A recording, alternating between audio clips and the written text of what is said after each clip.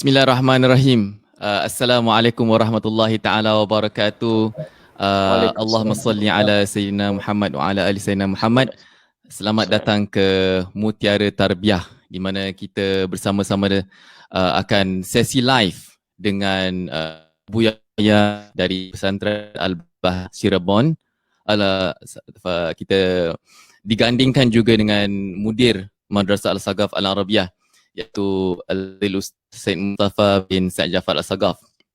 Nama saya Syahib Amin, selaku moderator yang juga mewakili syukran.com, dan insyaAllah objektif kita kali ini selain daripada kita ingin menciduk ilmu daripada tetamu khas kita bersama Al-Fadhil Buya Yahya, kita juga ingin mengajak anda untuk sama-sama berwakaf bersama dengan Madrasah Al-Saghaf Al-Arabiyah dalam misi untuk meningkatkan prasarana dan juga dana dakwah pendidikan Islam Singapura, insyaAllah. Tata caranya anda boleh lihat di bawah ini, tata cara untuk menyumbang, dan juga anda boleh lungsuri laman alsaghaf.edu.sg iaitu alsaghaf.edu.sg. Dan jika anda boleh dengarkan sesi live ini, saya ajakkan anda, saya mengalukan anda untuk sama-sama like, untuk anda tunjukkan kepada kita yang anda boleh dengar live ini dengan jelas, dan anda boleh share sesi ini. Semoga ilmu yang dapat kita raih pada kali ini dapat dimanfaatkan kepada yang lain untuk kita meningkatkan saham akhirat kita, insya-Allah. Dan topik kita kali ini untuk kita sama-sama mengkaji bagaimana kita sebagai ibu bapa untuk kita mendidik anak-anak kita untuk mencintai Rasulullah sallallahu alaihi wasallam, dan juga yang paling penting adalah ahli bait, keluarga Nabi sallallahu alaihi wasallam. Bersama-sama dengan kita sangat berbesar hati daripada Indonesia dengan teknologi. Kita dapat bersama dengan Al-Fadhil Buya Yahya. Assalamualaikum Al-Fadhil Buya, apa kabar? Waalaikumsalam warahmatullahi wabarakatuh. Alhamdulillah sehat semua. Semoga semua di Singapura, kaum muslimin di Singapura dalam ridha Allah, dalam kemudahan, dalam sehat walafiat. Amin, amin, amin. Dan juga bersama dengan kita daripada Singapura, Al-Fadhil, Mudir Madrasah Al-Saghaf, iaitu Ustaz Said Mustafa bin Ja'far Al-Saghaf. Apa khabar Ustaz? Baik, Alhamdulillah. Di rumah ya Ustaz? Nikmat dapat kita dapat sama-sama bersama dengan seorang alim kita yang dari Indonesia, insya-Allah. Moga-moga dengan kehadiran beliau ini dapat kita mengambil manfaat daripada ilmu-ilmu yang akan beliau sama-sama kongsikan, dan pengalaman beliau yang masya-Allah senantiasa kami di Singapura amat bertuah dengan teknologi ini. Kami selalu juga mendengar radio yang Buya selalu sampaikan ceramah dan juga saluran internet dan sebagainya. Jadi saya juga bagi pihak Madrasah Al-Saghaf ingin merakamkan rasa yang kesyukuran yang tinggi dan terima kasih kepada pihak Al-Bahjah kerana sudi menerima undangan kami pada malam ini. Walaupun berjauhan, insya-Allah hati-hati kami mohon agar disatukan, insya-Allah. Amin. Amin, amin, amin. Masya-Allah. Pesantren Al-Bahjah, Buya Yahya, manfaat ataupun contribution Buya, saya difahamkan kuliah hari-hari ada, kan, dilangsungkan ada di Hong Kong, ada di Eropah dan sebagainya. Masya-Allah, sangat Masya-Allah sekali. Masya-Allah. Insya-Allah kita akan mulakan topik kita dengan soalan yang pertama. Bagaimana Buya untuk kita sebagai insan untuk kita melahirkan, memekarkan rasa cinta kita kepada Rasulullah sallallahu alaihi wasallam yang mungkin masyarakat kita hari ini kurang dalam kita terdedah untuk melahirkan. Kita lebih ikut kepada orang-orang barat dan sebagainya.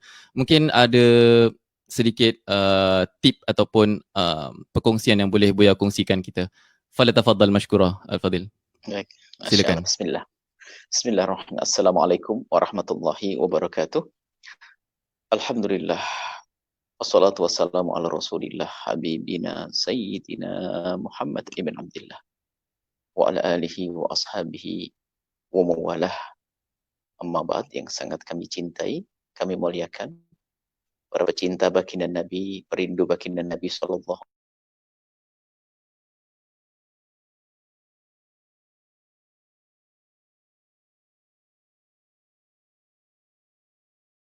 Okey, ada sedikit kegenjotan di sini. khususnya yang ada di Singapura. Okey.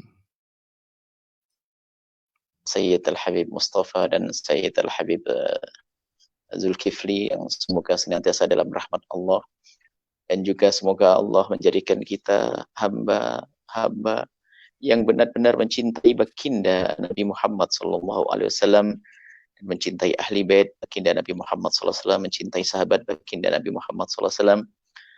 Tanpa itu maka hidup kita tak ada artinya, karena pintu surga hanya melalui pintu yang bernama Nabi Muhammad. Tidak ada pintu menuju ridha Allah kecuali melalui pintu yang bernama baginda Nabi Muhammad SAW. Nah, dan untuk memasuki pintu ini harus kita dengan kuncinya. Kunci yang paling penting adalah bagaimana kita mencintai Nabi. Kalau sudah kita mencintai Nabi, maka akan mudah kita mengikuti syariat baginda Nabi SAW. Cinta kepada baginda Nabi adalah hal yang sangat-sangat penting sebelum yang lainnya. Orang tidak akan bisa membaca Al-Quran dengan sungguh-sungguh, tidak akan bisa meyakini Al-Quran dengan benar, bahkan tidak akan rindu mengamalkan Al-Quran kalau tidak kuncinya mencintai baginda Nabi. Bahkan biarpun ada seorang memahami ilmu fikih, ilmu agama dengan pengetahuan yang sangat luas, jika di dalam hatinya tidak sambung dengan baginda Nabi Muhammad SAW, maka tidak ada artinya. Itu hanya ilmu yang disimpan di otaknya, macam komputer. Tidak punya arti. Cinta di dalam hati kita ini akan membuahkan amalan-amalan, perilaku-perilaku sesuai dengan baginda Nabi, dan itu yang menjadikan Allah ridho. Begitu mudah menjalankan syariat Nabi. Adapun upaya-upaya agar kita bisa memekarkan cinta, menumbuh suburkan kecintaan di dalam hati kita. Yang pertama harus tahu begitu pentingnya kecintaan kepada baginda Nabi.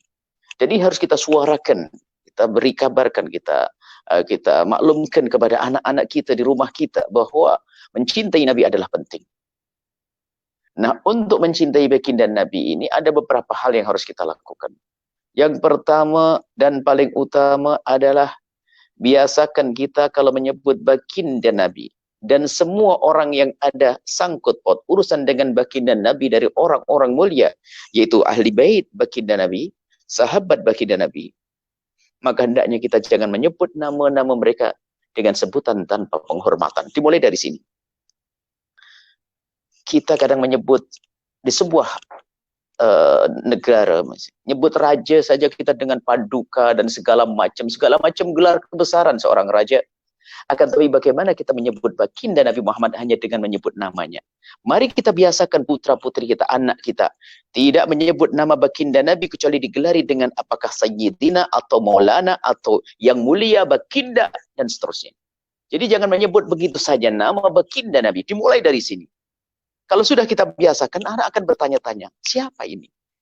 Kenapa kita harus menyebut dengan seperti itu? Karena itu orang mulia. Kita kasih tahu, ini orang yang harus kita hormati. Baginda Nabi Muhammad SAW. Kita tidak akan mampu menyebut nama beliau. Iya, kalau tetangga kita yang namanya sama dengan nama baginda, kita akan sebut dengan nama-nama itu. Tapi kalau yang dimaksud adalah baginda Nabi, hati tidak akan rela menyebut nama beliau tanpa digelari, dibarengi dengan gelar kebesaran beliau. Apakah Rasulullah, Nabiullah, Habibullah, atau Maulana, atau Sayyidina, atau baginda, harus seperti itu. Kita biasakan anak-anak kita. Jangan sampai ada di rumah kita menyebut nama baginda tanpa gelar kebesaran baginda Nabi. Ini kita biasakan agar terdengar oleh telinga mereka. Kemudian juga di saat kita menyebut nama orang-orang yang dekat dengan Nabi dari ahli bait Nabi, jangan sampai menyebut nama Sayyidina Hasan dan Sayyidina Husain hanya dengan namanya. Sayyidina Ali, Sayyidat Fatimah Az-Zahra. Ini perlu membiasakan dengan lesan kita ini. Dan bahkan jangan berani menyebut nama-nama orang besar itu tanpa gelar kebesaran. Nanti setelah itu akan subur cinta itu sendiri. Apa sih makna cinta kalau bukan dimulai dari sini? Pengagungan, memuliakan. Termasuk di saat kita menyebut istri-istri baginda Nabi, jangan berani menyebut nama-nama beliau tanpa gelar kebesaran. Sebut nama Sayyidah Aisyah, Sayyidat Khadijah Al-Kubra. Kita sebut nama-nama beliau dengan nama kemuliaan. Ini adalah pertama yang harus kita hadirkan. Jadi praktek kita di rumah kita. Mulai hari ini, kita tak akan berani menyebut nama baginda Nabi kecuali barengi dengan kita sematkan, kita sertakan gelar kebesaran baginda Nabi, termasuk keluarga baginda Nabi, termasuk sahabat-sahabat baginda Nabi Sallallahu Alaihi Wasallam. Membiasakan ini dahulu. Ini nanti akan membawa suasana di rumah kita, suasana mengagungkan Nabi. Di balik pengagungan itulah akan subur yang namanya cinta kepada Rasulullah Sallallahu Alaihi Wasallam. Kemudian yang kedua adalah untuk menubuh suburkan kecintaan kepada baginda Nabi, memekarkan cinta kepada Nabi. Maka mari kita ajari putra-putri kita, anak kita untuk selalu berselawat. Khususnya di saat disebut nama beliau, jangan sampai tidak berselawat. Harus. Di saat disebut nama beliau, jangan sampai tidak berselawat. Bahkan kalau suatu ketika kita mencoba, menguji, mengetes mereka, bahwasanya kita sebut nama baginda Nabi, kalau mereka diam, tidak menjawab, kita harus marah. Wahai anakku tercinta, nama Nabi Muhammad disebutkan, kenapa kau tidak berselawat? Nabi menyebutkan al-bakhilu man idza dzukirtu indahu lam yusalli alaihi. Orang pelit adalah orang yang kikir, adalah orang pelit yang adalah orang yang di saat disebut namaku tidak mau menyebut berselawat kepada aku. Jadi kita biasakan di saat disebut nama baginda Nabi, kita suarakan. Bahkan bukan sekedar mengucapkan selawat di hati kita, akan tapi berselawat dengan lisan kita agar didengar oleh orang yang lagi lupa dengan Rasulullah Sallallahu Alaihi Wasallam. Yang sederhana saja, kita perlu praktek. Bukan teori-teori yang di awang-awang sana, tidak. Kita perlu praktek anak-anak kita. Bahkan sering kita uji. Di saat kita makan, lalu kita sebut nama baginda Nabi, bagaimana berselawat atau tidak. Bahkan tradisi orang-orang soleh begitu indahnya kebiasaan yang mereka hadirkan. Sehingga bahkan di saat mereka lagi berselisih, ada semacam bertikai begitu, berdua bertikai. Kalau orang ingin melerai, kalau orang ingin menghentikan pertikaian, mereka cukup mengucapkan sallu ala sayyidina Muhammad. Mereka berdua langsung baca Allahumma sholli ala sayyidina Muhammad, menundukkan kepala, lalu mengusapkan dada dan bersalaman. Karena langsung di bawah Nabi Muhammad. Biasakan sallu ala Nabi Muhammad. Jadi itu syiar dalam dalam kehidupan kita. Menyebut baginda Nabi, berselawat kepada Rasulullah Sallallahu Alaihi Wasallam. Ini adalah pelajaran-pelajaran ringan, tapi harus kita hadirkan. Ringan kenapa? Semua bisa melakukannya. Yang menjadi masalah adalah kita sering lupa dan lalai. Di rumah kita punya company, di mana kita punya perkumpulan, ayo kita biasakan. Bahkan sering kita uji, kita sebut nama Nabi Muhammad, mereka menyambut atau tidak. Kalau tidak menyambut, kita yang salah. Kita tidak mendidik mereka untuk kenal baginda Nabi Muhammad Sallallahu Alaihi Wasallam. Dan kadang kalau satu community ini belum terbiasa dengan bersolat kepada Nabi, tak bersolawat. Kita pernah masuk satu tempat itu, nama baginda Nabi disebut berkali-kali, tidak ada yang berselawat satupun. Bukan karena mereka tidak ingin rindu kepada Nabi, tidak ingin mencintai Nabi, karena belum terbiasa. Maka ini yang kedua adalah biasakan kita di saat menyebut, biasakan kita memperbanyak sholat kepada baginda Nabi. Kemudian yang kedua adalah biasakan kita bersolat kepada Nabi, dan biasakan anak-anak kita menyambut untuk berselawat di saat kita menyebut baginda Nabi Muhammad SAW. Ini mungkin dua dulu, mungkin kita juga ingin dengar kepada yang mulia Sayyidul Habib Mustafa. Ini adalah dua yang perlu kami sampaikan, mohon dipraktekkan terlebih dahulu. Ini untuk anak-anak kita sangat mudah, bahkan kita tes nanti. Kalau sudah bisa berselawat, kasih hadiah nanti. Oke, you dapat hadiahnya. Kenapa? Aku sebut nama Nabi, kau sambut. Terus terbiasa seperti ini. Maka insya Allah di rumah kita akan subur makna kecintaan kepada baginda Nabi Muhammad Sallallahu Alaihi Wasallam. Bismillah, alhamdulillah. Jadi yang pertama itu saya ulang ya. Pertamanya kita kena biasakan, kita kena agungkan, jangan panggil nama sahaja, jangan panggil Khadijah saja. Kita kena ada dia punya laqab dia sekali, Khadijah Al-Kubra dan lain-lain. Yang paling penting sekali baginda Nabi sallallahu alaihi wasallam, kita kena sambut, kita kena berselawat, praktikkan selawat. Bila terdengar nama baginda Nabi sallallahu alaihi wasallam, kita ajarkan kepada anak untuk sambut, dan itu yang sentiasa yang harus kita lakukan sejak dari kecil lagi, insya-Allah. Beralih juga kepada Ustaz Al-Fadhil Said Mustafa. Cabaran di Singapura kita ni dengan kemodenan, dengan anak-anak kita yang lebih mengenali pemain bola, artis dan sebagainya. Dan mungkin Ustaz boleh berikan tata cara ataupun poin-poin yang boleh ibu bapa kita, ibu bapa praktikkan ataupun pastikan mereka dapat terus menerus mengenali, mencintai baginda Nabi sallallahu alaihi wasallam. Boleh Ustaz, tafadhal. Bismillahirrahmanirrahim. Alhamdulillah Rabbil Alamin. Wassalatu wassalamu ala ashrafil anbiya'i wal mursalin. Sayyidina Muhammadin wa ala alihi wa sahbihi ajma'in. Subhanaka la ilma lana illa ma 'allamtana innaka antal alimul hakim. Rabbi shrah li sadri wa yassir li amri wahlul 'uqdatam min lisani yafqahu qawli. Yang saya segani dan hormati Buya Yahya dan juga yang saya sayangi juga Tuan Moderator Ustaz Syahid Amin. Pertama sekali seperti mana yang telah pun disebutkan oleh Buya Yahya sebentar tadi, adalah satu perkara yang amat penting, walaupun nampak mudah, tetapi inilah antara perkara-perkara yang perlu dan perlu kita tekankan di dalam rumah tangga, di dalam keluarga kita, agar senantiasa berselawat ke atas baginda Rasulullah sallallahu alaihi wasallam. Jadi apabila ibu bapa senantiasa memainkan peranan untuk menjadi contoh kepada anak-anak tadi, kita akan dapati bahawa mereka lah yang merupakan sekolah pertama. Di mana kalau kita lihat pada hadis Rasulullah sallallahu alaihi wasallam ada menyebutkan kullu mauludin yuladu ala fitrah. Setiap yang dilahirkan itu dilahirkan dalam keadaan fitrah, yakni suci dan beriman kepada Allah Subhanahu wa taala. Tapi fa abawahu yuhawidanihi aw yunassiranihi aw yumajjisanihi, maka kedua ibu bapa lah yang membentuk mereka tentang keimanan mereka, sama ada menjadi seorang Yahudi ataupun Nasrani ataupun Majusi. Ini amat penting sekali untuk kita sama-sama terang dan tenang dalam menekankan tarbiyah yang sebenarnya di dalam rumah tangga, iaitu peranan ibu dan juga ayah di dalam rumah tangga dalam menanamkan ciri-ciri Rasulullah sallallahu alaihi wasallam, di mana kalaulah kita lihat sekarang ini memang anak-anak terutama yang sudah pun berusia remaja ataupun sebelum peringkat remaja lagi, terdedah dengan banyak anasir-anasir luar yang mungkin boleh memberikan mereka satu gambaran terhadap kehebatan orang-orang ini, tapi mereka kurang mengenal siapakah baginda Rasulullah sallallahu alaihi wasallam. Sedangkan menjadi kewajipan kita orang-orang yang beriman, seperti mana yang disebutkan dalam sebuah hadis, la yu'minu ahadukum hatta akuna ahabba ilaihi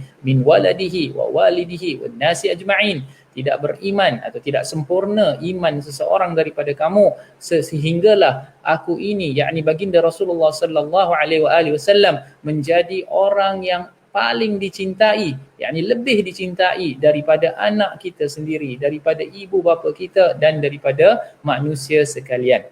Maka amat penting sekali bagi ibu bapa mengenali cara-cara untuk menanamkan rasa kecintaan. Selain dari setelah kita menanamkan cara yang terbaik untuk selawat ke atas baginda Rasulullah sallallahu alaihi wasallam, mungkin ialah untuk mengenalkan anak-anak kita tentang ciri-ciri kepribadian Rasulullah sallallahu alaihi wasallam melalui kisah-kisah sirah-sirah daripada perjalanan hidup baginda Rasulullah sallallahu alaihi wasallam dan juga para sahabat dan juga para salihin dan juga para salaf kita. Dan kisah-kisah Ahlul Bait contohnya juga, terlalu banyak tauladan yang kita boleh perolehi. Di sini ibu bapa perlu kreatif dalam menceritakan kisah tersebut. Sebab sekarang ini kalau kita lihat di luar sana terdapat banyak video, terdapat banyak animation ataupun rancangan-rancangan yang menarik perhatian. Jadi kalau cara kita menceritakan tentang baginda Rasulullah sallallahu alaihi wasallam itu tidak kreatif, kemungkinan minat anak-anak tadi akan hilang. Tetapi insya-Allah dengan doa dan selawat yang senantiasa kita hidupkan seperti yang dianjurkan sebentar tadi, rumah tangga tersebut insya-Allah akan lebih tenang dengan suasana cinta pada baginda Rasulullah sallallahu alaihi wasallam. Sebagai contoh, kalau kita menceritakan tentang pengorbanan baginda Rasulullah sallallahu alaihi wasallam sebagai seorang suami contohnya, cara baginda Rasulullah sallallahu alaihi wasallam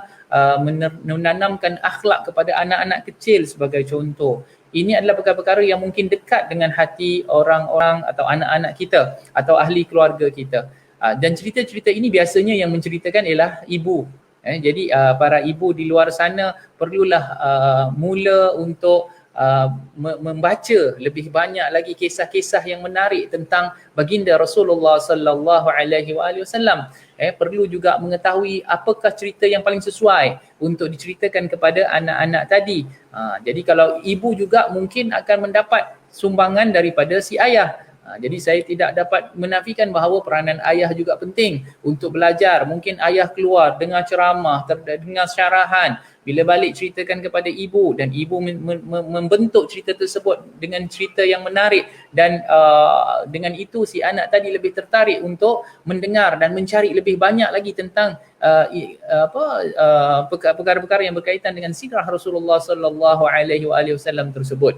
Dan juga penting bagi si bapa untuk mencontohi baginda Rasulullah sallallahu alaihi wasallam dalam berdakwah, dalam melayani ahli keluarga, dalam menjalankan kerja-kerja rumah sebagai contoh. Tidak hanya berkata begini begitu, tetapi menunjukkan, kerana kita ketahui bahawa apa yang kita tunjukkan ini akan memberikan kesan yang lebih mendalam daripada sekadar kita bercakap. Jadi di sini perlunya ibu tadi menceritakan dengan penuh semangat, sedangkan ayah pula menunjukkan apa yang dimaksudkan melalui cerita-cerita tersebut.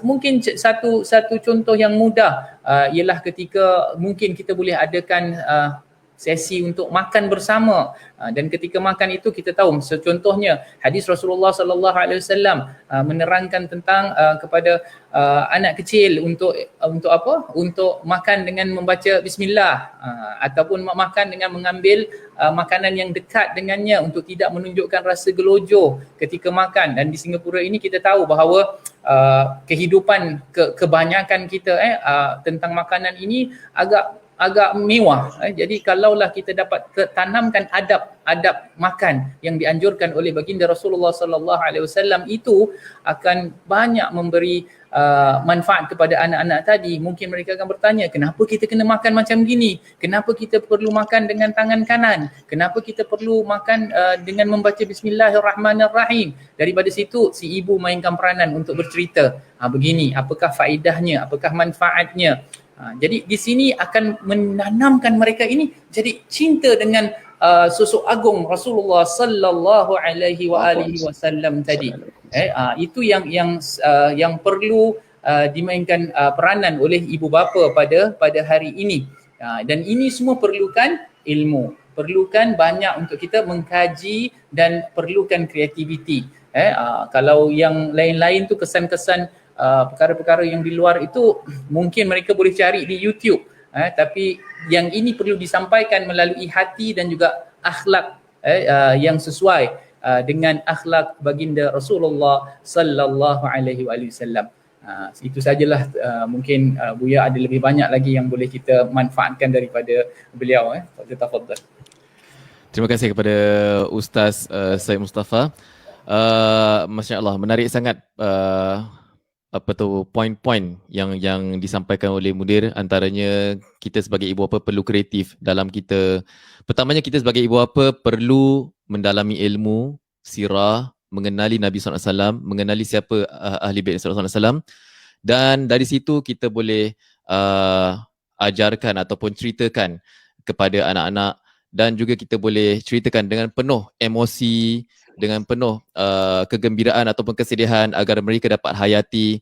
Dan saya nak tanya kepada Al-Fadhil Buya Yahya, mungkin antara kita yang para pendengar ni adalah ibu bapa muda ataupun ibu bapa yang mempunyai anak-anak kecil, dan mereka mungkin kurang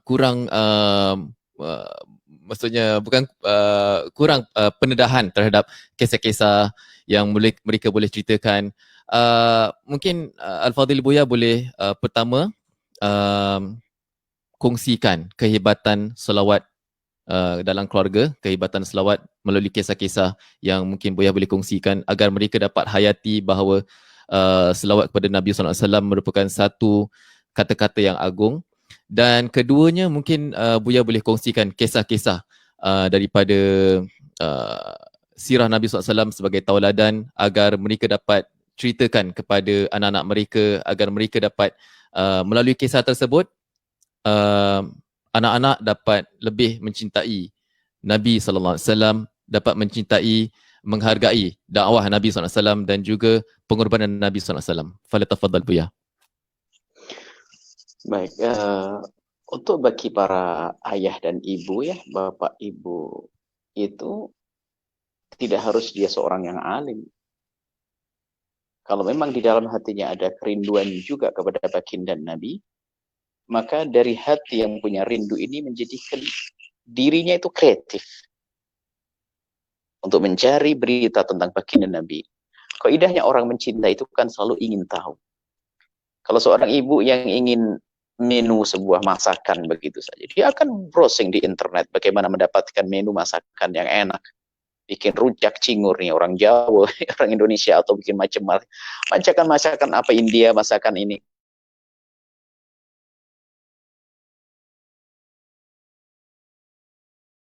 Ada masalah teknikal sikit, kita tunggu sebentar.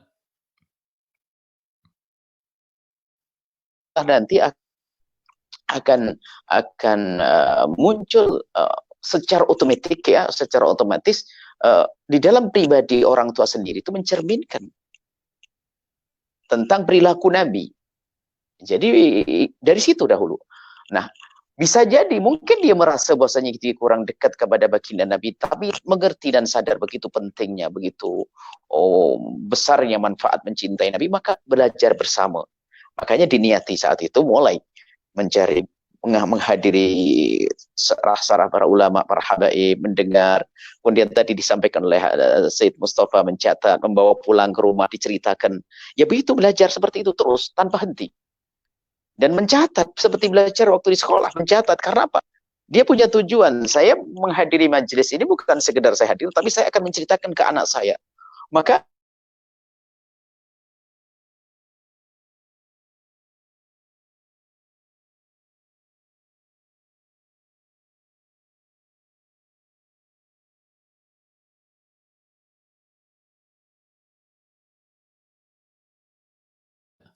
Ada sedikit tadi kami minta maaf.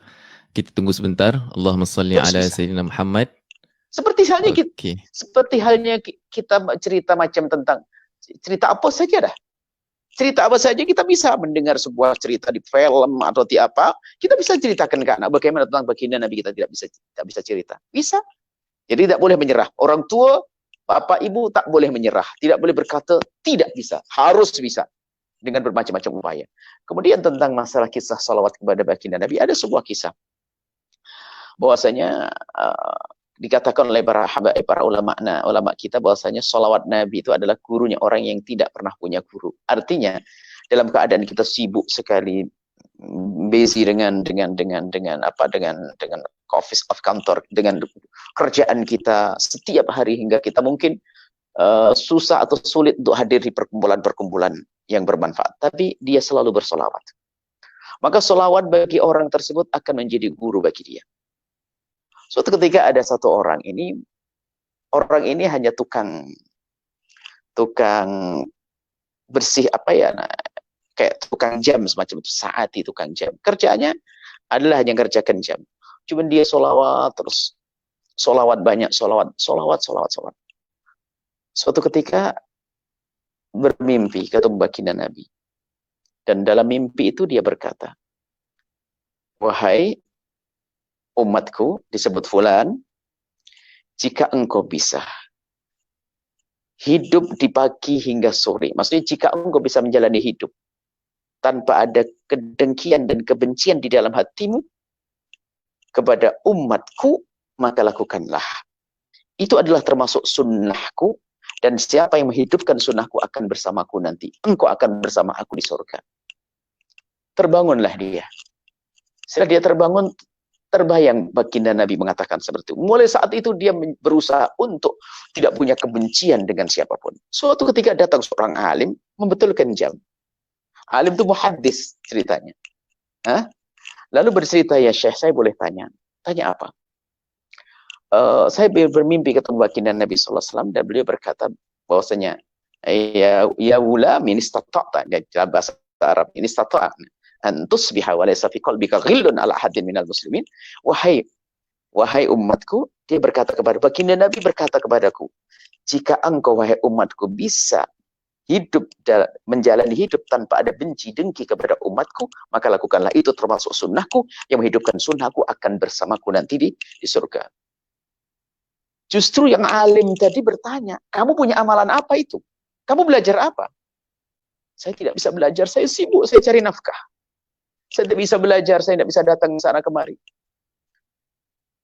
Sang alim muhaddis berkata, ketahuilah, yang kau dengar itu adalah engkau diajar langsung oleh Rasulullah. Itu hadis Nabi SAW, bunyinya begini, ya hulam in istata'ta an tusbiha wa laysa fi qalbika ghillun ala ahadin minal muslimina faf'al fa innaha min sunnati wa man ahya sunnati fa kana ma'i fil jannati. Sampai berkata, itu hadis Nabi, iya itu hadis. Dan begitulah kisah orang berbanyak salawat. Biarpun kadang bentuk Nabi mengingatkan atau dijaga oleh Allah, terhindar dari hal-hal salah ucap atau salah menafsirkan. Seorang ustadz hendaknya memperbanyak salat agar lisannya jaga agar tak terpeleset dalam berucap. Begitu. Jadi berselawat ini diantaranya. Seorang awam tiba-tiba diajari. Hari itu dia bersih hati memang. Setelah dia bertemu dengan baginda Nabi, dia tidak pernah. Kalau ada mulai amarah, ada dendam, ada benci, ada dengki kepada sama, langsung dihapus. Tidak, langsung dilawan. Mulai dari memberikan hadiah, bertegur sapa, mendatangi orang yang dibenci dan dengki. Sehingga dia menjadi kekasih Allah. Dan dialah wali seperti itu. Salamatus sudur, hatinya salim, qalbun salim. Ini adalah termasuk hikmah dari salawat. Dikatakan adalah orang yang berbanyak salat kepada Rasulullah dan diupayakan dengan salawat yang khusyuk, hadirkan Nabi di hatinya, maka dia akan mendapatkan guru.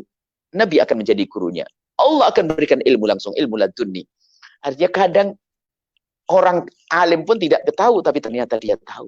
Diberitahu oleh Allah Subhanahu wa Ta'ala. Karena apa? Sambungnya dengan Rasulullah SAW. Ini adalah kisah salawat. Maka mari kita memperbanyak salawat agar lisan kita dijaga oleh Allah, perilaku kita dijaga oleh Allah. Nah, ini. Jadi tidak harus bermimpi ketemu baginda Nabi. Oh tidak, dijaga memperbanyak salawat kepada Rasul Sallallahu Alaihi Wasallam. Seperti itu. Nah, dan ini semoga ini adalah bisa kita amalkan. Dan juga ada hal lain lagi yang perlu kita perhatikan ya. Agar tadi yang kedua apa tadi? Selain daripada hikmah salawat, cerita salawat apa diminta? Ya, kisah-kisah yang boleh sebagai ibu bapa kita boleh sebagai contoh lah untuk kita pulang, sebelum kita pulang, ibu bapa yang menonton dia dapat hayati kisah yang dapat membuatkan anak-anak rasa lebih cinta kepada baginda Nabi sallallahu alaihi wasallam. Contoh Subhanallah. Yang diberikan ataupun ceritakan kepada anak mereka. Baik, subhanallah. Banyak cerita-cerita pecinta dan perindu baginda Nabi SAW. Mungkin bisa dicari juga, akan tapi perlu kami hadirkan nanti sekelumit di sini. Di antaranya cerita tentang bagaimana kerinduan kecintaan Sayyidina Bilal bin Rabah yang pernah kami hadirkan dalam kisah itu. Bisa jadi kecintaan Sayyidina Bilal bin Rabah. Juga ada seorang anak muda, Tha'labah bin Abdurrahman. Ada seorang anak muda yang umurnya 14 tahun. Tapi sangat mencintai baginda Nabi SAW, maka impiannya adalah selalu melihat wajah Nabi. Kalau dia berjauhan itu tak senang hati. Dia ingin melihat wajah Nabi, sehingga tampak dari wajahnya selalu tersenyum dan tersenyum. Ini adalah kisah Tha'labah bin Abdurrahman. Tha'labah bin Abdurrahman ini suatu ketika disuruh oleh baginda Nabi SAW. Di saat disuruh oleh baginda Nabi SAW, tiba-tiba dia melewati di gang-gang kota Madinah. Tha'labah bin Abdurrahman, umurnya masih 14 tahun. Dia sangat mencintai Nabi. Bahkan Nabi senang menyuruh dia itu, kenapa? Kalau disuruh itu cepat, jalannya cepat. Ditanya oleh sahabat, kenapa kau jalanmu cepat sekali seperti orang terburu-buru? Dia berkata, kalau aku disuruh baginda Nabi, berarti aku kan tak melihat Nabi. Aku ingin menyelesaikan pekerjaanku, lalu bisa kembali, lalu bisa melihat wajah baginda Nabi Muhammad SAW. Di saat itu diminta oleh baginda Nabi untuk hajat Rasulullah SAW. Akhirnya melewati di gang-gang kota Madinah. Di saat itu ada rumah fakir yang tiba-tiba pintunya terbuka karena hempasan angin, diterpa angin. Pintu rumah fakir, ya rumahnya pelepah kurma yang dirakit begitu, terbuka. Di balik pintu itu ada kain penutup tandas kamar mandi, toilet untuk mandi. Kainnya terbuka, dan di saat kain terbuka itu, di sana ada wanita yang lagi mandi. Namanya manusia normal, punya telinga dan punya mata, mendengar suara pintu terbuka, dia menoleh. Dan di saat menoleh itu kelambunya, kainnya tersingkap, terbuka. Dan di balik kain ada wanita yang lagi mandi. Wanita yang menjerit kaget, dan dia juga kaget. Astagfirullah. Setelah itu dia melihat, dia merasa malu sekali melihat itu semuanya. Dan menyesal. Kenapa aku harus melihat ini semuanya? Anak kecil. Yang ada hanya cinta dan rindu dengan Nabi, hukum-hukum ilmu belum banyak dia. Yang ada di hatinya adalah dia merasa sedih, takut tidak dilihat Nabi, takut Nabi murka, takut Nabi marah. Akhirnya apa? Dia tuh bingung mau pulang ke Nabi, karena tahu Nabi itu punya wahyu. Takut nanti pulang Allah ngasih tahu. Ya, kepada baginda Nabi, kalau Tha'labah bin Abdurrahman melihat ini. Dia bingung, menangis, tak berani pulang ke rumah ibunya. Kalau ke rumah ibundanya, pasti dicari Nabi. Kalau ke rumah datang ke Nabi, malu dia. Akhirnya dia berjalan-jalan, anak kecil, tak ngerti mau kemana dia. Pergi, lalu semakin jauh. Baginda Nabi SAW mencari. Di waktu sholat ditunggu, Abdurrahman mana kok belum datang? Tha'labah bin Abdurrahman. Gak tahu ya Rasulullah. Hari berikutnya, ditanya, cari Tha'labah bin Abdurrahman. Gak ada ya Rasulullah. Cari ke rumah ibunya. Dicari, tidak ada ya Rasulullah. Sampai 3 hari tak ada dicari. Nabi mencari dan baginda Nabi mencari terus. Hingga akhirnya Nabi memerintahkan dengan wahyu tentunya. Ya Umar, ya Salman, cari Tha'labah bin Abdurrahman di sana, di antara 2 bukit itu. Kau ke sana. Sayyidina Umar bin Khattab dengan Tha'labah bin Abdurrahman pergi ke tempat tersebut. Salman Al-Farisi dengan Sayyidina Umar pergi mencari Tha'labah bin Abdurrahman ke tempat tersebut. Setelah sampai ke tempat tersebut, tak ada apa-apa. Dari kejauhan tak ada. Hanya ada semacam sesuatu yang bergerak begitu. Sayyidina Umar bin Khattab dan Sayyidina Salman Al-Farisi naik ke atas bukit itu melihat ke bawah. Gak ada apa-apa, hanya ada sesuatu yang bergerak. Diperhatikan itu adalah gerombolan domba-domba. Langsung Sayyidina Umar, wah mungkin Tha'labah sekarang ngembala domba kali. Ada orang yang kelihatan kecil dari jauh, dari atas bukit. Turun Sayyidina Umar. Didekati orang tersebut, ternyata, bukan Tha'labah bin Abdurrahman. Lalu bertanya Sayyidina Umar bin Khattab, ya Pak, Bapak tinggal di sini ya? Iya, saya tinggal di sini. Kenapa? Apakah Bapak melihat ada anak kecil? Banyak anak kecil di kampung situ banyak. Bukan, umurnya 14 tahun. Cirinya gimana? Ada anak kecil umurnya 14 tahun, saya mencari dia. Cirinya gimana? Dia orangnya kalau berjalan tuh senyum terus. Jadi Tha'labah bin Abdurrahman tuh punya ciri kalau berjalan terus senyum. Karena apa? Dia membayangkan Nabi terus. Makanya kalau mukanya tak senyum macam lihat jin kali ya. Makanya Nabi itu besar wajahnya senyum. Jadi upayakan kita tuh selalu bisa senyum mengikuti gayanya baginda Nabi SAW. Dia kalau berjalan senyum terus. Jadi anaknya kecil umur 12 tahun dia suka senyum terus kalau jalan senyum. Kata pengembala domba ini, oh, kalau itu tak melihat. Aku melihat ada anak umur 14 tahun, saya tak kenal dia. Dia orang mana tak tahu. Cuman dia tak mudah, tak senyum. Tapi dia nangis. Suka nangis tak. Sayyidina Umar berkata, wah bukan dia kali. Cuman dia barangkali dia, Nabi mengatakan di sini, baginda Nabi mengatakan, mungkin iya.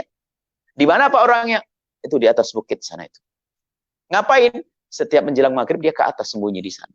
Dia ketakutan seperti ini. Oh baik. Saya akan lihat ke sana. Oh jangan. Kamu jangan ke sana.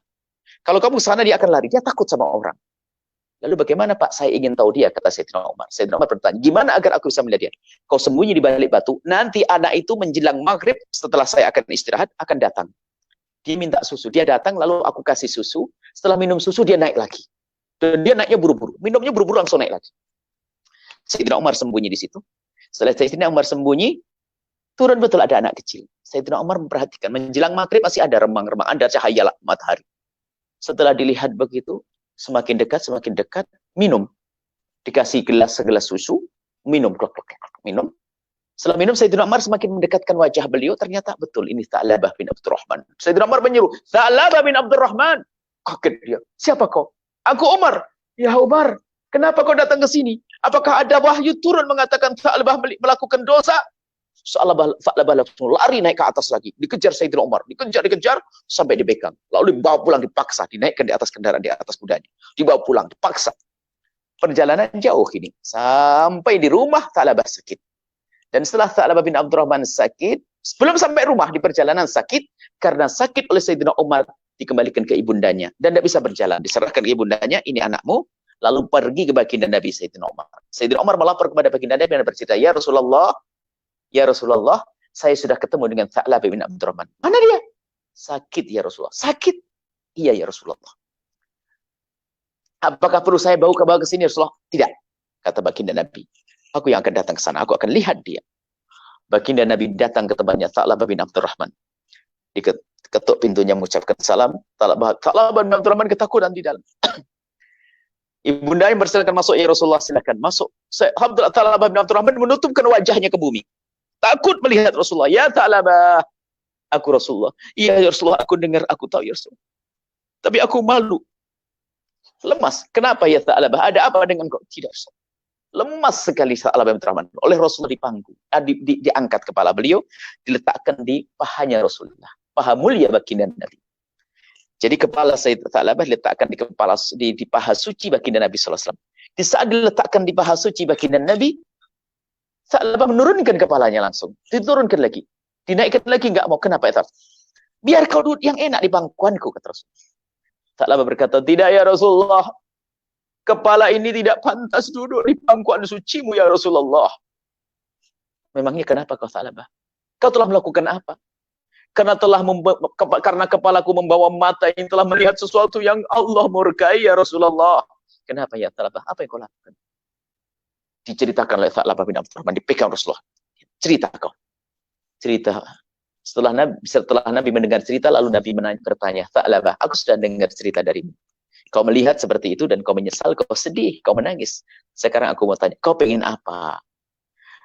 Aku ingin selalu bersamamu di dunia dan di akhirat ya Rasulullah. Aku takut di saat aku melihat yang haram itu lalu aku tidak bisa melihatmu lagi nanti ya Rasulullah. Lalu kau minta apa lagi? Aku minta Allah mengampuniku. Dua permintaan. Minta bersama Nabi, melihat Nabi dan minta diampuni.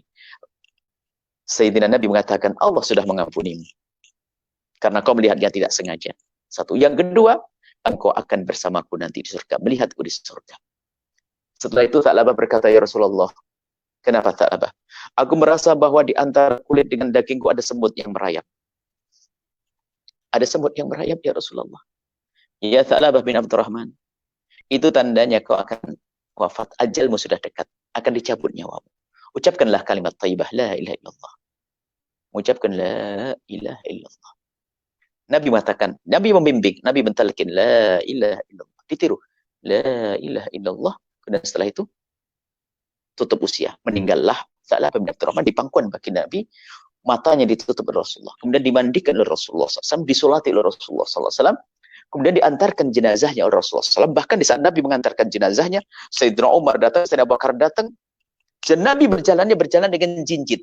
Jinjit itu adalah mungkin bahasa Jawa. Jinjit ada dengan kayak berdesak-desakan begitu. Lalu sahabat Abu Bakar bertanya, ya Rasulullah, kenapa engkau berjalan seperti itu, seperti berdesak-desakan? Padahal tempat kan luas ya Rasulullah. Nabi menjawab, demi Allah aku melihat malaikat datang mengiringi jenazahnya Tha'labah bin Abdurrahman. Baik, ini sebuah kisah. Lihat. Hikmahnya apa? Lihat. Kalau sudah orang mencintai baginda Nabi, impiannya adalah bersama Rasulullah. Melakukan dosa kecil menjadi gede. Takut matanya tidak bisa melihat Rasulullah. Dan sengaja kisah ini sering kami hadirkan untuk anak-anak muda. Karena apa? Zamannya zaman internet, zaman handphone, zaman lihat. Masya Allah.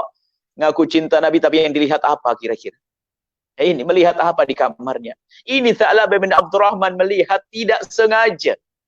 Dia lihat tak sengaja, tapi karena cinta di dalam hatinya takut tidak bisa melihat Rasulullah. Dan karena ini yang pertama. Mari kita jaga mata kita, anak-anak kita. Kita biasakan untuk menghindar dari yang haram. Yang pertama. Yang kedua apa? Kalau orang mencintai baginda Nabi, lihat. Nabi yang mencari. Dan bahkan nanti di padang mahsyar kalau kita mencari baginda Nabi, gak bisa. Tapi Nabi yang bisa mencari kita.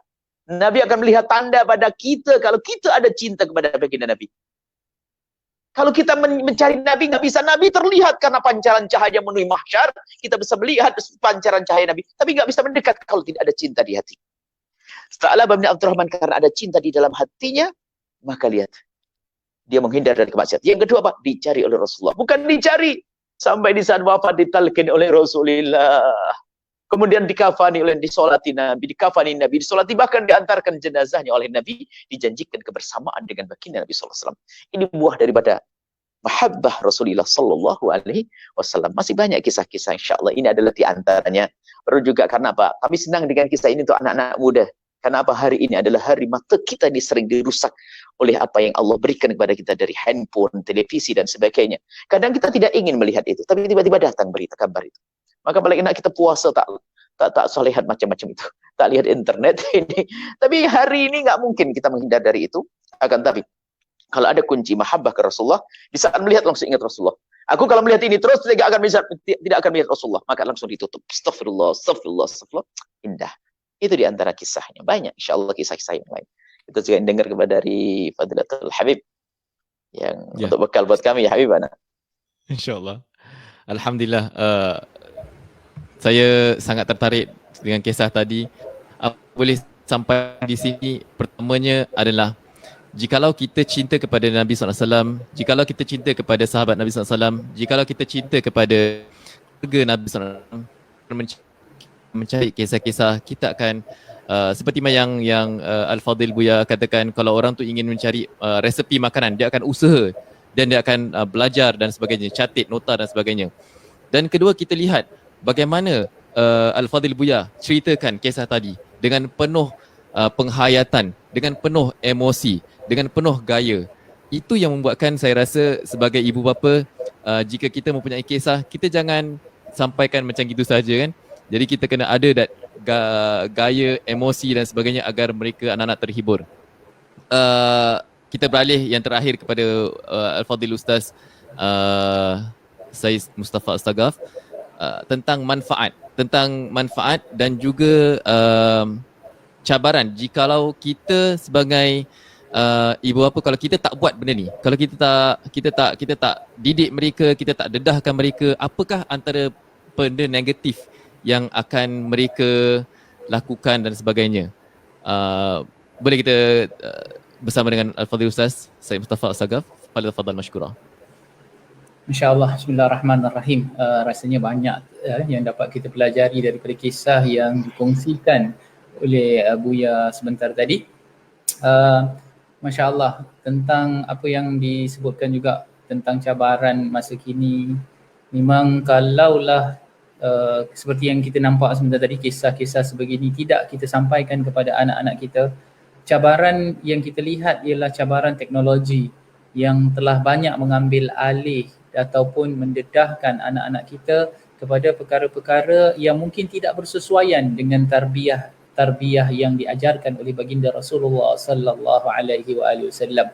Kerana apa? Kerana mereka ini tidak dapat pendedahan yang cukup. Jadi sebagai ibu bapa, sebagai para pendidik, kita perlu mencari di manakah kisah-kisah sebegini, kisah-kisah tauladan yang kita boleh ambil daripada baginda Rasulullah sallallahu alaihi wasallam ini dapat kita sampaikan kepada anak-anak kita.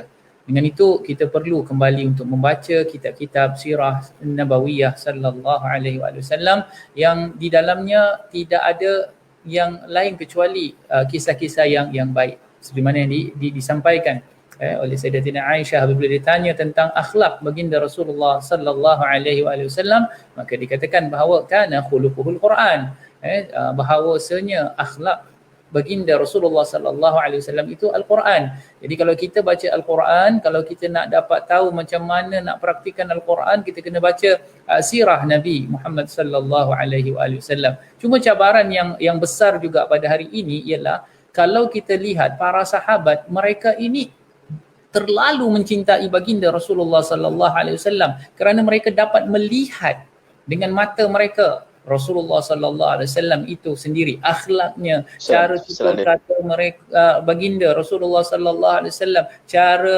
layanan baginda kepada anak-anak kecil, cara penghormatan baginda kepada orang-orang yang tua, cara baginda bercakap dengan para sahabat. Mereka dapat melihat sendiri. Dengan melihat itu mendatangkan rasa kecintaan yang lebih besar daripada mencintai selain daripada baginda. Mungkin mereka ini lebih mencintai Rasulullah sallallahu alaihi wasallam daripada ahli keluarga mereka sendiri. Cabaran kita hari ini, kita telah jauh daripada baginda Rasulullah sallallahu alaihi wasallam. Bagaimana kita nak melihat? Bagaimana kita nak mendapat kecintaan? Anak-anak sekarang ini terdedah dengan pelbagai macam teknologi untuk mereka melihat gambar-gambar yang dipaparkan, tayangan-tayangan yang disalurkan terlalu banyak. Jadi bagaimanakah cara kita untuk menanamkan sifat kecintaan ini sekiranya perkara-perkara seperti melihat baginda itu tidak ada. Inilah yang perlu sebagai ibu bapa, kita perlu kreatif.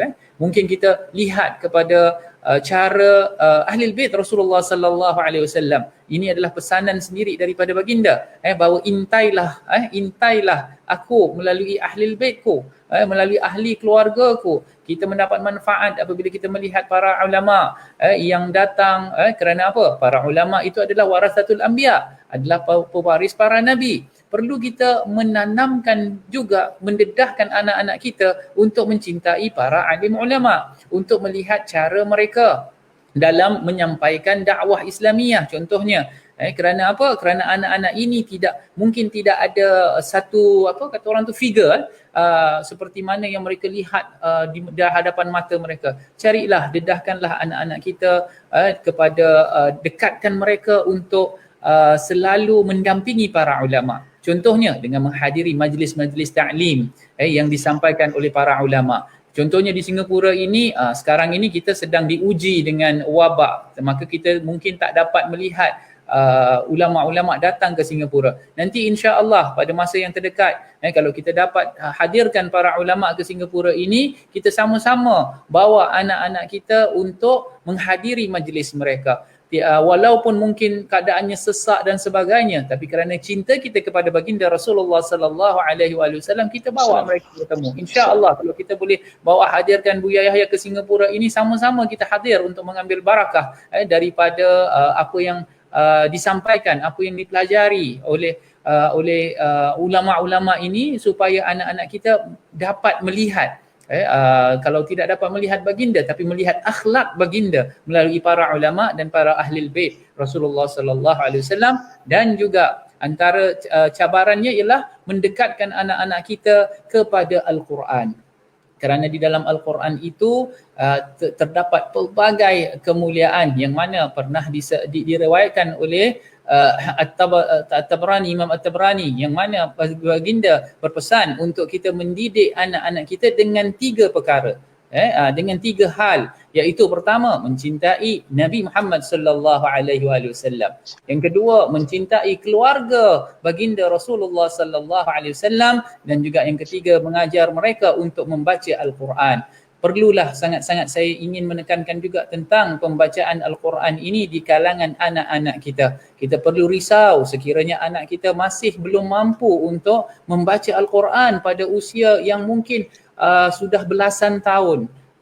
Seperti mana yang saya selalu sebutkan, bahawa kita amat risau kalau anak kita tak dapat membaca ABC pada usia 7 tahun, 8 tahun. Tapi bila anak kita masih lagi tidak mampu membaca Al-Quran, kita ambil seperti ringan gitu, tak mengapa, boleh lagi. Memang Alhamdulillah kita sedang usahakan, tetapi kita perlu tekankan pentingnya membaca Al-Quran, tilawatil Quran ini. Kerana apa? Kerana ahli-ahli Al-Quran akan berada di dalam perlindungan Allah Subhanahu wa taala pada hari yang tiada perlindungan kecuali dari perlindungan Allah Subhanahu wa taala, dan mereka akan bersama dengan para nabi dan orang-orang yang saleh, orang-orang yang suci, insya-Allah. Jadi di sinilah yang perlu kita sama-sama mengusahakan, kerana cabaran yang kita lihat bukanlah cabaran yang kecil. Cabaran globalisasi di mana mereka melihat bagaimana orang barat mungkin mempamerkan budaya mereka sehingga secara tidak langsung terikut-ikut anak-anak kita untuk mengikuti budaya-budaya sebegini. Jadi di sini kita perlu faham globalisasi juga ada kesan-kesan yang masuk dalam rumah kita yang jauhkan kita daripada mencintai baginda Rasulullah sallallahu alaihi wasallam. Dengan terdedahnya perkara-perkara ini kita perlu membalas. Jadi sebagai ibu bapa kita perlu mencari dan menerangkan kepada anak-anak kita tentang kepentingan mencintai baginda itu, iaitu manfaatnya ialah mereka akan dibekalkan dengan akhlak. Akhlak ini kalau tidak ada, maka tidak ada apa lagi yang dapat kita banggakan.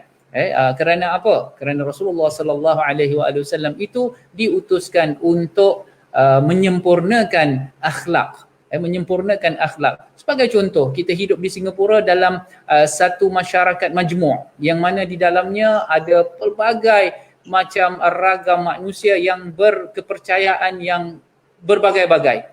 Bagaimanakah kita ingin menanamkan kepada anak-anak kita bahawa dalam kita mempamerkan akhlak Islamiah ini, banyak dakwah yang perlu kita tanamkan. Kita perlu menanamkan kepada mereka untuk tidak memandang rendah kepada sesiapa pun. Kemungkinan Allah Subhanahu Wa Taala akan memberikan hidayah kepada mereka kerana kita mempamerkan akhlak yang mulia, akhlak Rasulullah sallallahu alaihi wasallam. Mungkin teman-teman mereka yang mungkin tidak mengetahui tentang agama Islam, tentang Nabi Muhammad sallallahu alaihi wasallam akan mula mempelajari. Kerana apa kita tidak boleh memandang hanya pandangan yang merendahkan orang lain.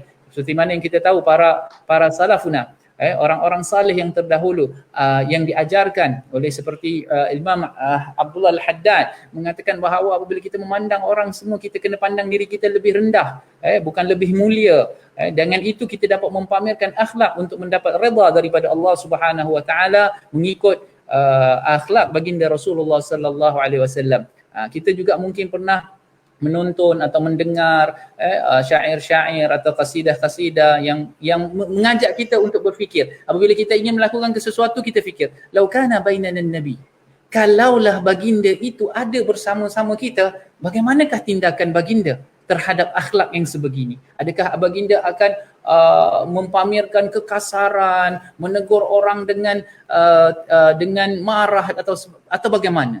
Kalau kita lihat pada sirah-sirah atau cerita-cerita baginda, seperti yang kita tahu bagaimana baginda melayan jirannya yang selalu menyakit, kan baginda Rasulullah sallallahu alaihi wasallam dibalas dengan kebaikan. Kita tahu bahawa sekiranya kita dilayan dengan buruk sekalipun, perlunya kita untuk membalas dengan kebaikan kerana kita ingin mengikut sunnah Nabi Muhammad sallallahu alaihi wasallam.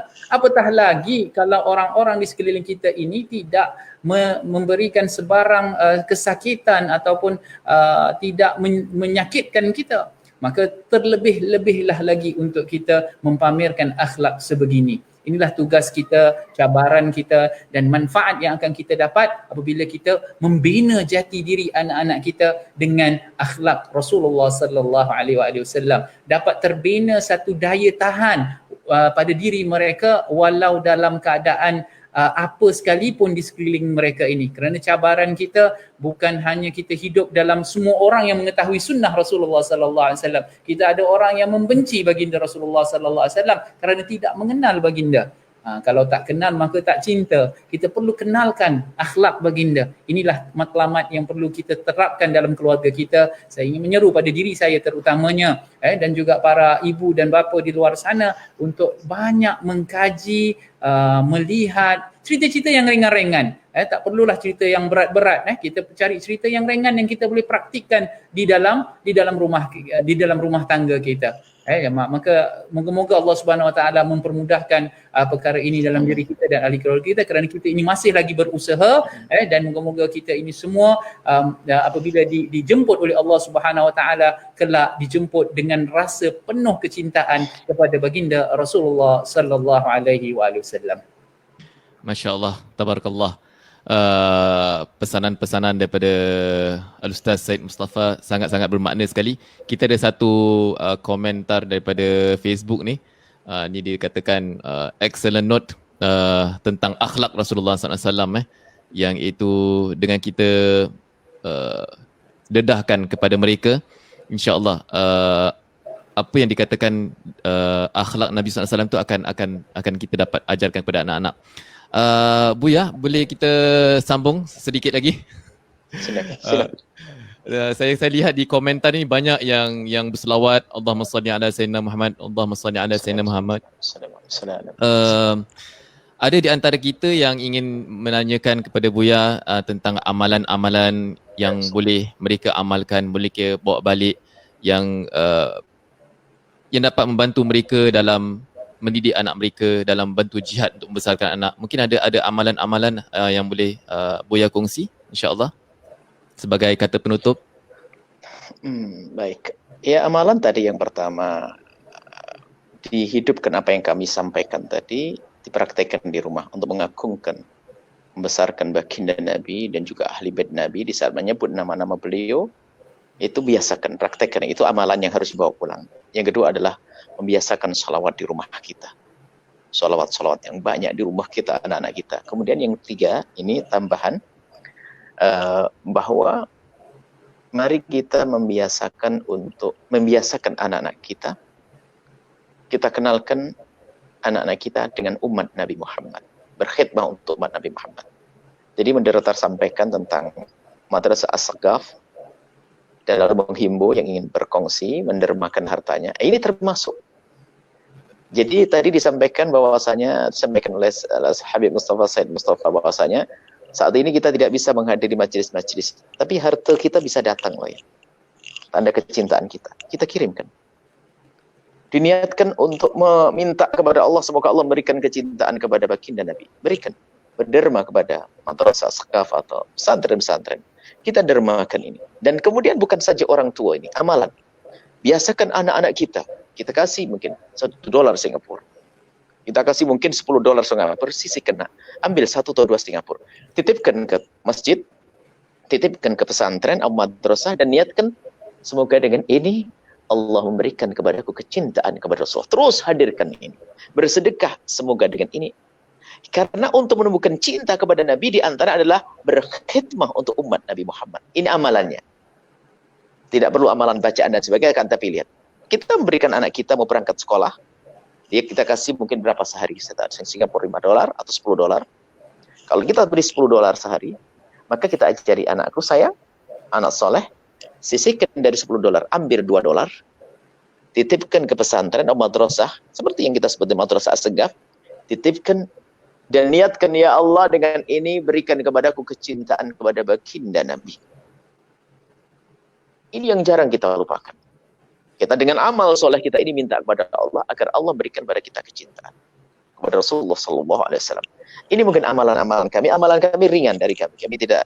Kalaupun ada amalan-amalan zikiran dan sebagainya, jangan lupa tadi disebut Imam Haddad punya Rotibul Haddad, baca setiap hari. Kalau Rotibul Haddad itu adalah kumpulan zikir yang dibaca oleh Imam Haddad, dan itu diambil dari baginda Nabi semuanya. Termasuk sunnah-sunnah yang sifatnya zikir. Rotibul Haddad, kalau ingin nambah lagi wirdul latif di pagi hari, nanti ada Rotibul atas. Kalau tidak, paling tidak Rotibul Haddad saja. Dan nanti minta Habib Mustafa yang memberikan ijazah, insyaAllah. Itu di antara amalannya. Tidak usah, jangan biasa amalan banyak tapi tak bisa istiqomah. Dan kepada Allah tak banyak. Anggap saja zikir kita Rotibul Haddad saja, zikir setelah sholat apa adanya. Tapi bagaimana kita dengan perjuangan tadi, berderma, membiasakan anak kita sholawat, baik dengan saudara, itu istimewa. Amalannya anggap saja Rotibul atas, tak banyak-banyak. Tapi bisa istiqomah anak kita. Habis maghrib, anakku tak boleh kemana-mana. Baca Rotibul Haddad. 7 menit. Agak lambat 15 menit, Masya Allah. Tapi dengan apa? Dengan Allah dan Rasulnya. Begitu kita baca salawat di dalamnya. Zikir-zikir. Itu diantaranya. Ada berijazahnya. Nanti kepada Habib Mustafa untuk memberikannya, insya Allah. Masya Allah. Buya, ada sesuatu yang boleh kita ijazahkan untuk di Singapura, selawat ataupun amalan ijazah yang boleh diamalkan kepada masyarakat kita Singapura? Ada Habib Mustafa. Habibuna. Ijazah Radul Hada dan yang lainnya. Jadi yang kami dapat Habib Mustafa juga punya. Jadi langsung. Nah. Masya Allah Ustaz. Ijazah Habib buat Alhamdulillah. mereka Ratibul Haddad Habib. Habib Mustafa biar beri ijazah. Beri kepada mereka Ratibul Haddad dan besok dari Madrasah Segaf membagi fotokopi. InsyaAllah. Atau melalui share. Fadhal Habib. InsyaAllah pada yang menonton amalan-amalan yang disebutkan oleh Buya Yahya adalah amalan-amalan yang memang dipraktikkan oleh kami dan insyaAllah moga-moga dengan ijazah yang diberikan ini ianya memberikan keberkatan pada amalan tersebut. Jadi berdasarkan yang diajazahkan kepada saya oleh guru-guru saya, khususnya diajazahkan oleh Habib Isa bin Smith dan juga daripada apa yang saya dapatkan daripada Hadramaut, saya ijazahkan kepada semua yang menonton amalan Ratib Al-Haddad untuk diamalkan setiap hari selepas maghrib insya-Allah. Qabil al-ijazah. Kami terima. Qabil tu. Alhamdulillah. Kami sangat berbesar hati bersama dengan Buya di malam hari ini. Kita doakan semoga Buya sihat walafiat. Kita doakan agar pesantren Al-Huda akan beri manfaat kepada muslimin dan muslimat seantero dunia. Dan kami mohon Buya untuk doakan masyarakat kita Singapura dengan cabaran-cabaran yang ada. Mungkin sedikit doa akhir penutup majlis kita insya-Allah. Boleh Buya doakan kepada kami insya-Allah. Fadal. Baik, bismillah. Muqaddimah doa. Nanti pungkasannya adalah Habib Mustafa. Bismillah, alhamdulillah. Allahumma salli ala sayyidina Muhammad wa ala sayyidina Muhammad. Allahumma ya Allah. Ya Rahman ya Rahim irhamna. Ya Rahman ya Rahim irhamna. Ya Rahman ya Rahim irhamna. Allahumma ya Allah, berikan kepada kami kasih sayang agar kami bisa menjadi hamba-hamba yang berkasih sayang di antara kami. Kami mohon ya Allah, jadikan kami hamba-hamba yang saling mencintai karenamu ya Allah. Jauhkan kami dari kebencian, dengki serta dendam kepada sama kami. Dan kami mohon ya Allah, kami mohon berikan kepada kami kecintaan yang sesungguhnya kepada kekasihmu Nabi Muhammad ya Allah. Engkau yang memiliki hati kami, Engkau yang menguasai hati kami ya Allah. Engkau yang memberi dan mencabut cinta dari hamba-Mu. Maka kami mohon wahai Zat yang Maha Kasih, berikan kepada kami kecintaan yang sesungguhnya kepada kekasihmu Nabi Muhammad, agar kami mudah mengikuti syariat kekasihmu Nabi Muhammad. Dan kami rindu untuk bisa berkumpul dengan kekasihmu Nabi Muhammad. Ya Allah, anak-anak kami semua ya Allah, jadikan mereka anak-anak perindu dan pencinta baginda Nabi Muhammad. Ya Allah, mencintai ahli bait kekasihmu Nabi Muhammad, mencintai sahabat kekasihmu Nabi Muhammad. Ya Allah, anak-anak kami ya Allah, jadikan mereka anak-anak yang bisa kami banggakan ya Allah. Engkau yang menjaga mereka ya Allah. Sungguh ya Allah, kami hanya berusaha menjaga mereka ya Allah. Akan tapi yang menjaga sesungguhnya hanya Engkau ya Allah. Zaman rusak ini ya Allah, bermacam-macam godaan ya Allah, ujian untuk anak-anak kami ya Allah. Akan tapi Allah, jika Engkau yang menjaga, tak ada yang bisa mengganggunya ya Allah. Maka kami mohon jadikan keluarga kami keluarga perindu dan bercinta kekasihmu Nabi Muhammad, perindu dan bercinta ahli bait kekasihmu Nabi Muhammad, perindu dan bercinta sahabat kekasihmu Nabi Muhammad. Dan kami mohon berkailah perkumpulan ini ya Allah, dan jadikan pertemuan ini ya Allah, pertemuan saat ini muqaddimah, perkumpulan ini muqaddimah, kelak bisa berkumpul dan bertemu di surga bersama kekasihmu Nabi Muhammad ya Allah. Ya Allah, yang sempit rezeki lapangan dengan rezeki yang halal penuh berkah ya Allah. Yang sakit sembuhkan, yang punya hutang mudahkan dalam membayar hutang. Dan kami mohon angkat dari kami wabah dan penyakit ya Allah. Yang selama ini ya Allah, kami dengar ya Allah, kami mohon ya Allah, Engkau yang menurunkan dan Engkau yang mampu untuk mengangkatnya. Hanya Engkau ya Allah, kami hanya berusaha menghindar, tapi Engkau lah yang mengangkat penyakit itu ya Allah. Ya Allah, dahulu ada penyakit wabah-wabah yang Kau turunkan, dan setelah itu Engkau angkat ya Allah. Engkau yang menurunkan dan Engkau yang mengangkat, maka ya Allah kami mohon angkat ya Allah. Angkat ya Allah, angkat ya Allah, angkat ya Allah. Dan kami mohon ya Allah, panjangkan umur kami dalam ketaatan serta sehat walafiat, dan berikan kepada kami semua ya Allah husnul khatimah. Dan kami mohon berikan kepada semua para habaib, para pejuang, ulama-ulama yang ada di Singapura khususnya Allah, berikan kekuatan ya Allah, ketabahan ya Allah, kemudahan dalam segala urusan dunia akhirat mereka ya Allah, dalam kekuatan dalam membimbing kami, membimbing umat ya Allah. Dan kami mohon ya Allah, jaga kami semua ya Allah, dan kami mohon berikan kepada kami semua husnul khatimah. Dan semua yang telah berjuang bersama kami, berikan ketulusan, keikhlasan, berikan kepada kami husnul khatimah, mati dalam keadaan iman ya Allah. Dan kami mohon ya Allah, kelak saat Engkau hendak mencabut nyawa kami, kami ingin saat itu ya Allah hati dan lidah kami mampu mengucapkan kalimat agung dan mulia, la ilaha illallah Muhammadur Rasulullah, la ilaha illallah Muhammadur Rasulullah, la ilaha illallah Muhammadur Rasulullah sallallahu alaihi wasallam. Rabbana atina fid dunya hasanah wa fil akhirati hasanah wa qina adzabannar. Sallallahu ala sayyidina Muhammadin wa ala alihi wa sahbihi wasallam. Kami mohon Habib Mustafa mengkasih mengakhiri dengan Fatihah. الفاتحة. أن الله يتقبل الدعاء والصلاة والأرواح والدنا ووالدكم وأمتنا وأمتكم وأمة المسلمين عامة، وخصوصا إلى أرواح سادتنا أبي علوي وأصولهم وفروعهم ومن تسب إليهم أجمعين، أن الله يولي درجاتهم في الجنة ويكثر مثوباتهم ويضاعف حسناتهم ويحفظنا بجاههم ويفتح علينا فتوح العارفين وفقهنا في الدين وعلم التأويل واهدنا إلى سواء السبيل وإلى حضرة النبي محمد صلى الله عليه وسلم. كرام الفاتحة. أعوذ بالله من الشيطان، بسم الله إياك نعبد وإياك نستعين اهدنا الصراط المستقيم صراط الذين أنعمت عليهم غير المغضوب عليهم ولا الضالين. آمين آمين يا الله، آمين يا رحمن، آمين يا رحيم. ربنا تقبل منا دعاءنا إنك أنت السميع العليم، وتب علينا يا مولانا إنك أنت التواب الرحيم، واختم بالصالحات أعمالنا وآجالنا يا الله يا كريم، بفضل سبحان ربك رب العزة عما يصفون، وسلام على المرسلين والحمد لله رب العالمين. Amin amin ya rabbal alamin.